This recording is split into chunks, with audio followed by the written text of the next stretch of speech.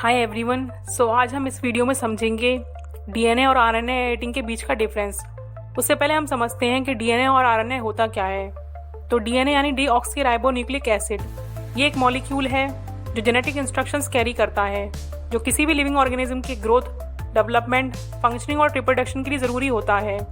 DNA एक double stranded helix structure में होता है, जिसमें शुगर, फॉस्फेट और नाइट्रोजनस बेसिस जैसे एडेनाइन, थाइमाइन, साइटोसाइन और ग्वानिन होते हैं।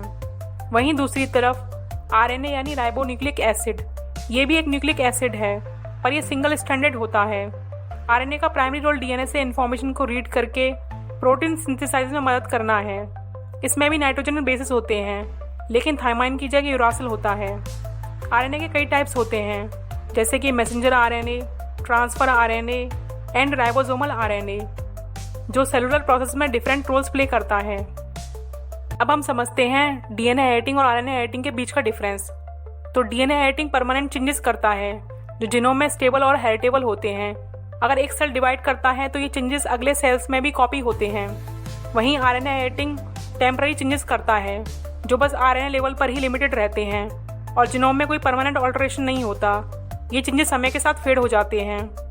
डीएनए एडिटिंग का यूज़ जेनेटिक डिसऑर्डर्स को परमानेंटली ट्रीट करने के लिए किया जाता है, जैसे क्रिस्पर Cas9 सिस्टम के जरिए। पर यह रिस्की भी है, क्योंकि एक बार जीनोम में चेंज हो जाए तो उसे रिवर्स करना मुश्किल होता है। On the other hand RNA editing therapeutic treatment में यूज़ होता है, जहां रिवर्सिबल और शॉर्ट टर्म इफेक्ट चाहिए होते हैं। आरएनए एडिटिंग से रिस्क कम होता है, क्योंकि अगर कोई गलती हो तो चेंजेस को रिवर्स किया जा सकता है।